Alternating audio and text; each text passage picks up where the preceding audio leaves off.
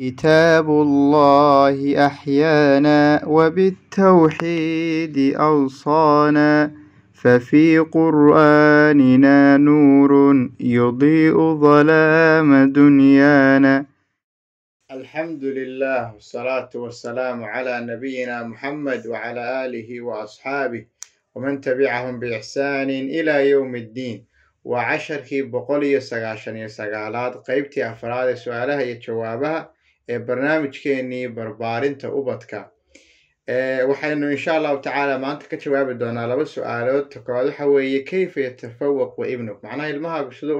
u noqon karaa mid markaa waa maxay guuleysta, macnaha waxa uu qabanayo ama noloshiisa mid meel fiican ka gaadha, markaa siduu u noqon karaa. waxay dhahaa markaa waxaa jira wax loo yaqaano markaa furayaasha markaa tafawuqa ilmaha markay dhinaciisa noqoto ama noloshiisa ka qayb qaata. kow waxaa la yirahdaa waxa weeye athiqatu binnafs, in ubadka waa maxay lagu abaro markaa loo yaqaano self confidencega markaa oo macnaha in nafsadiisa markaa maxay ku kalsoonaan karo actionka ama ficilka ama waxa uu qabanayo, in markaa aaraadiisa iyo afkaartiisa ama waxa uu soo jeedinayo in markaa lagu ixtiraamo oo loo daayo. markaa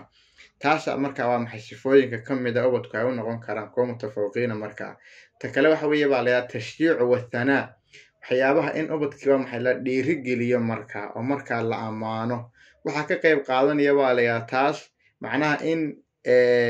waa maxay madarasada ama meelaha uu dhiganayo markastaba loo sheego macnaha cilmigu inuu markaa nuur yahay, jahliguna markaa dhalaam iyo markaa waa maxay madow yahay. markaa waxaa kaloo ka mid a baa layadaa sida markaa loo dhiirigelinayo in markaa lala socdo markastaba xilliguu tukanayo, xilliguu cunayo, xilliguu macanta wuxuu soo dhigta in laga jegare la eego. taasaa ka mid a mutaabaca la yiraahdaa. ta kale waxaa ka mid a iyada layadaa sida loo ammaanayo in macnaha maxay kor loogu qaado oo markaa la dhiirigeliyo hadduu wax ku guuleysto, hadduu meel sare gaarin markaa hadiyada waxyaabaha maxay markaa loo sameeyo. waxaa kaloo ka mid a baa layadan sida loo ammaani karo ama loo dhiirigelin karo in markaa xilliyada uu ciyaarayo marka ama xilliga aad shayga aad u daysay marka in loo daayo. marka macnaha waa maxay dee isagoo waqtigii ciyaar ku jira ama isagoo waa maxay hawl ku jira markaa waa maxay markastaba aan xoog looga soo jeeda ama xoog aan looga soo qaban. haddaad marka hore u balaangaraysay waqtiga u dhamaysta u daa marka ha dhamayste. haddii laakiin waxa aanay balaanba kuu lahayn dee xilli uu ku ciyaarayo xilli waxaan qabanay ma kala garanaysid. marka isagoo hurdada ka kicisid, isagoo ciyaaraya soo kaxaysid, sida markaa niyad jab bay kugaa maxay u keenaysaa baa la yidhahdaa. ta kale waxaa la yidhahdaa dhiirigelinta ka mid ah meesha wax ka dhigto waxba ha ka sheegin marka, dhaleecaynin marka. meel xunbaan meesha meel maaha, hadday meexda maxaad marka hore u geynaysa marka haddaad ogtahay meesha inaanay meel wanaagsan ahayn marka hore maa maxay ha geyni markaa. marka waa inaad u ammaantid meesha wax ka dhiganaya ciddaa wax u dhigaysa waxaas oo dhan. waxaa la yidhahdaa markaa umuur baa jirta marka haddaba taa kaasii caawinayso oo sitaas aana kugu dhicino.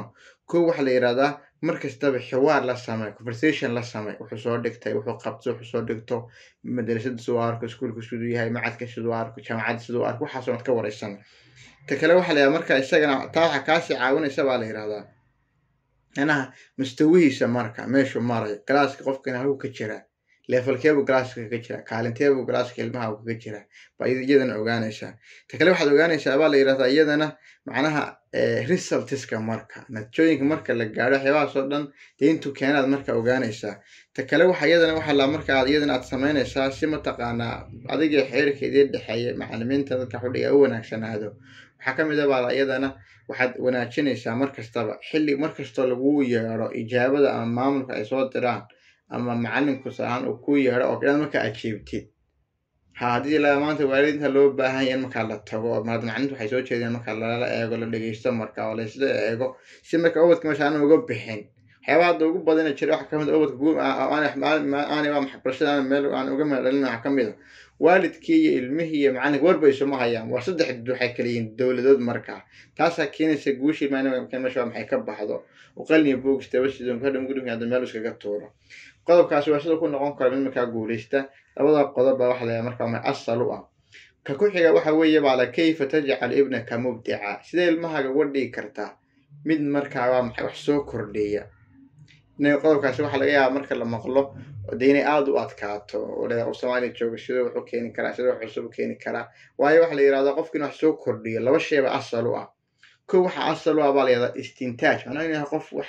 curin kara, wax keeni kara, wax alifi kara wax macnaha wax keeni kara iyo waxa inuu yahay walaal taxliil qof wax xallin kara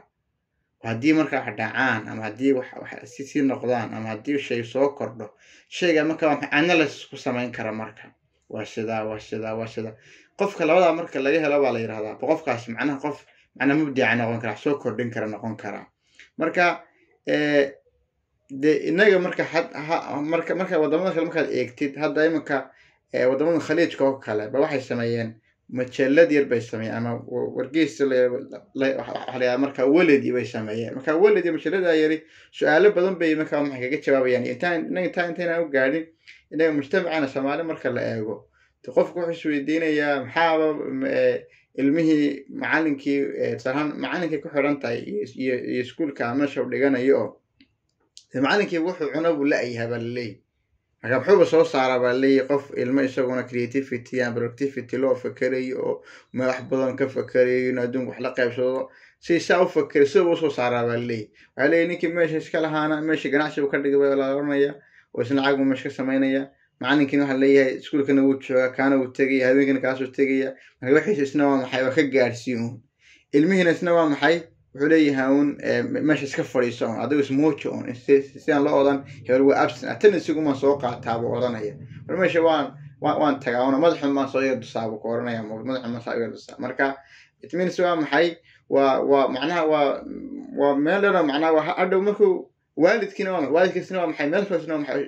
shaqo ku maqan yahay oo isna waxa oranaya daanay oo shaqada abiba shaqo tagay marka meesha maxaa ka dhalanaysa walaal wixii soo kordhay lahaa ama bulshada soo kordhay haday technology haday noqoto haday caafimaad noqoto haday waxbarasho noqoto haday aaraa iyo wax la qori lahaa ama kutub la qori lahaa ama buug la qori lahaa noqoto tii meesha ka baxaysa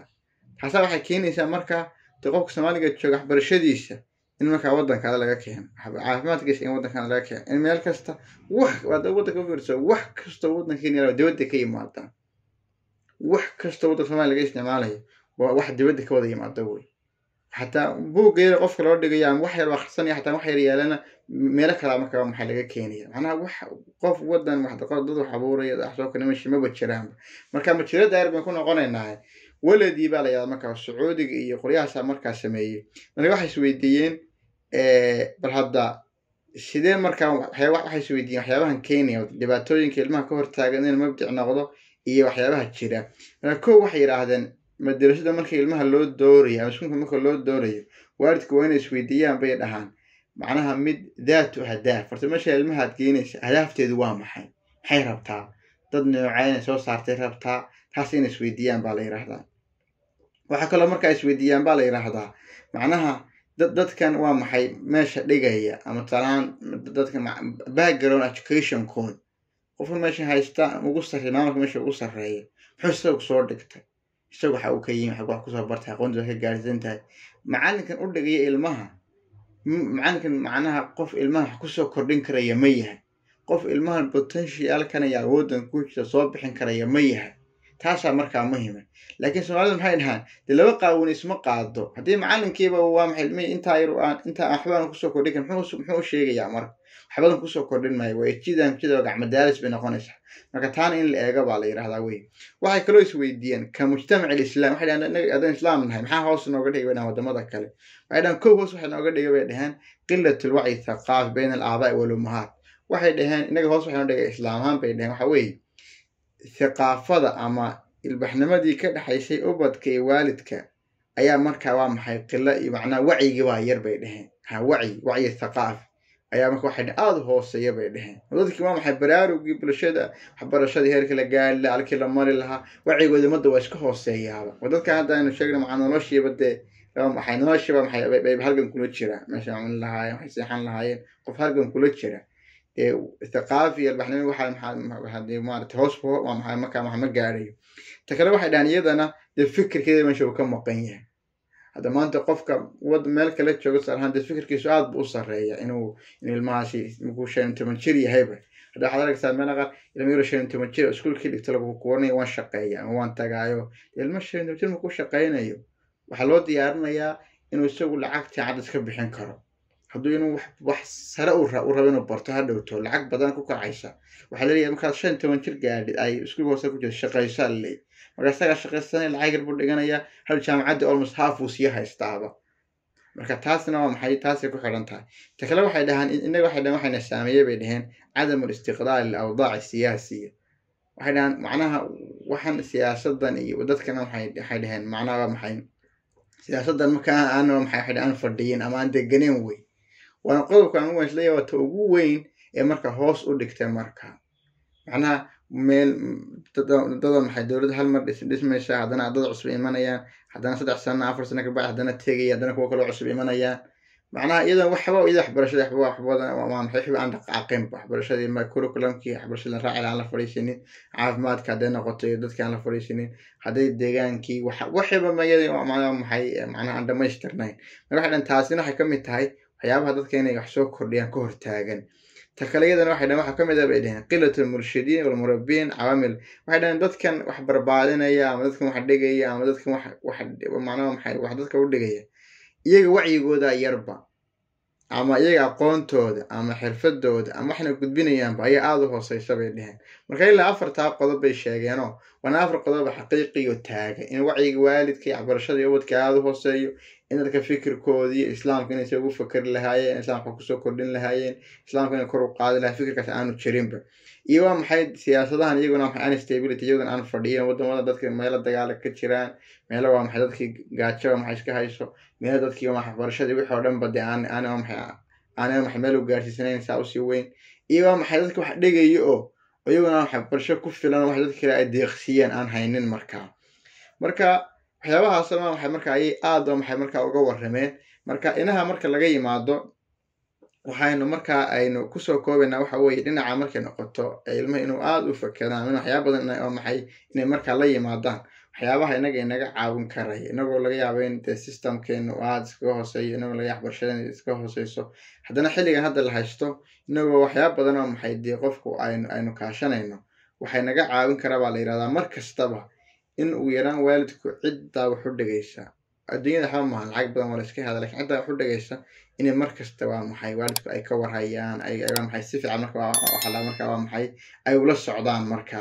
takala wax la yiraahdaa waxyaabahan hadda internetka soo kordhay ayaa wax badan laga faa'iideyn karaa khayr iyo sharba waalay hadda halka laptop weyn halka u soo dhigtaan ay baraka u soo dhigtaan ma taqaana maxaa desktop halka u soo dhigtay aad wax kasta halka soo maxay kala socon karaa ama aad xoran kartaa dadka halka si gaareen wadada halka soo maraya waxaad qaban kartaa waxaad sameyn kartaa marka waxyaabo badan haday waalidku waa maxay inay iyagu responsibility badan ay si saaraan weeyo iyaga laftigooda aan niyad jabin aan hore meesha wada system baka ma jiro meesha wada kuma shaqo kama socdaan maxaanu sameynaa marka ubadka xagaan uu ka shaqeeyaan dhaha xagee aadayaan waxaas haddan baysa laakiin ubadkan horta in maskaxiyan loo dhiso oo inay guuleystaan marka soo baxan ayaa taas aad muhiim ah marka qodobkaas aan maxay labada qodob aad meesha ubadka laga dhaxo ku guuleysta isla loo dhaxo wax soo saara labada qodob baan ku jirnaa wallahu subhanahu wa ta'ala a'la wa